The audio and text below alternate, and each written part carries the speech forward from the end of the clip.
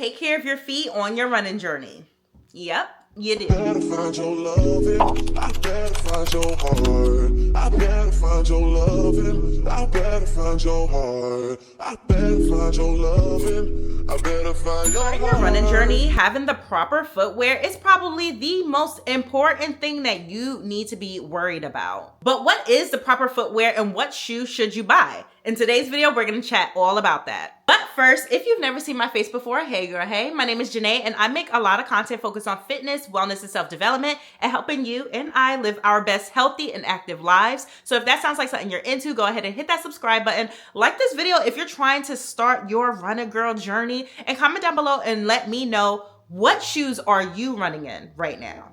So a lot of y'all have been asking me for the running tips, as after losing 125 pounds, I have become a long distance runner. I have done multiple races and I've been loving this running journey, and y'all want the deets, y'all want the tips so that you can launch yours. Now just know I'm still a beginner runner, though I have been running on and off for the last 15 years. I have been the most consistent since May of last year. So I still classify myself as a beginner runner. So I'm gonna be starting a little running series here on the channel, giving you all the tips and tricks and everything that I have learned so far. So today's video is gonna be all about your running shoes. Now you don't need to run out and get the most popular and expensive running shoe, but just be prepared that you're gonna spend a little coin on your running shoes. Now the shoes that I currently run in are the On Cloud Monster 2s. And as you can see, I have two pairs. Now On Clouds are a popular brand and these shoes cost me $180 a piece.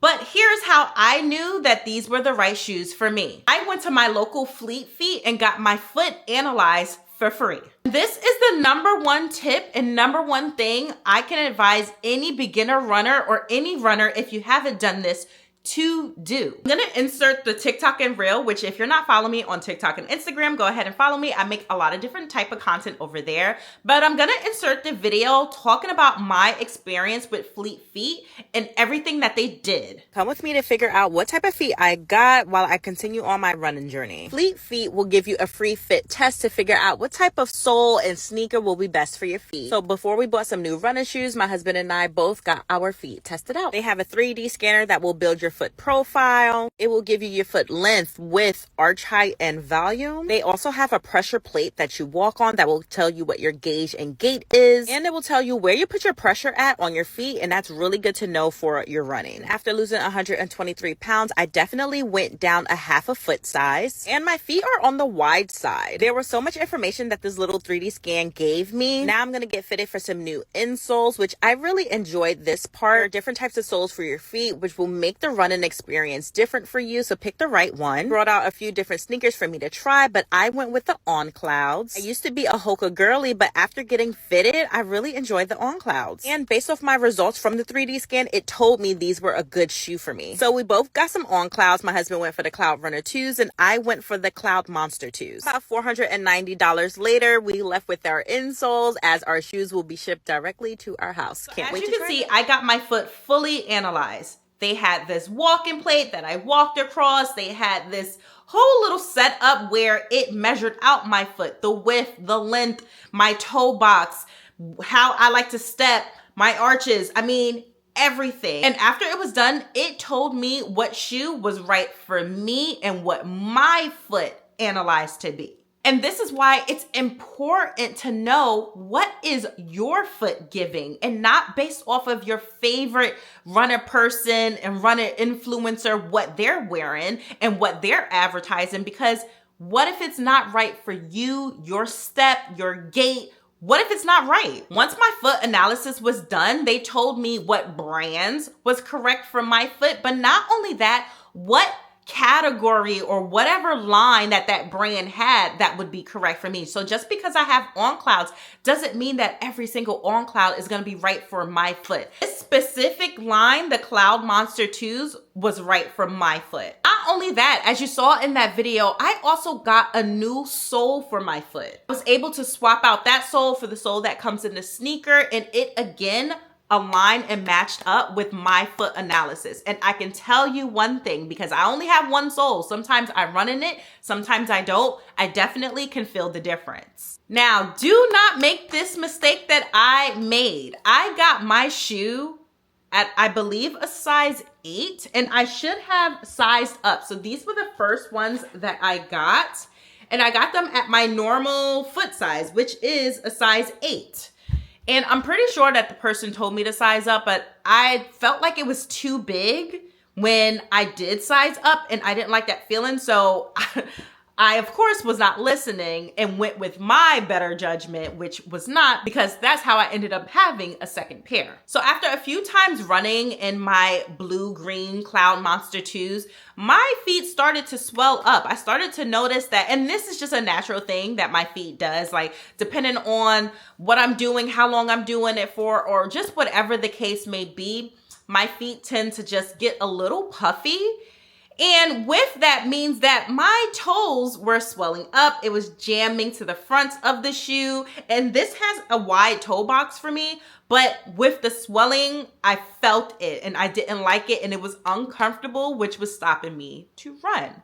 So something that you can learn from me is size up, whether that be a half a size or maybe even a full size. I don't know. So I did go up a half a size and got an 8.5 in these, and they are perfect for me. Now, sometimes my feet can swell and I can still feel it just a little bit, but it's actually not that bad. I still personally like to have my shoe hugging me, but I'm still a beginner. Maybe something will change as I am venturing off and getting older and maturing in my running journey. Another thing that has been a game changer when it comes to my feet and running is getting compression socks. So they make them in all different types of lengths and sizes. I got this one from Hue Tape. These are longer and they're a bit thicker, so they're great on cold days, but I still get that squeeze. These I got off of Amazon. They're more shorter and thinner, but oh my God, the squeeze in these, I absolutely love that tight feeling, that squeeze around my foot when I'm running. And so I never run in socks that are not compressive. So a couple ways you can figure out if your shoe size is right for you for your running shoes is that you don't want to have your toes right up against the front like you would for your normal shoe. You want to have at least a thumb's worth of space between the front of your toe and the front of the shoe.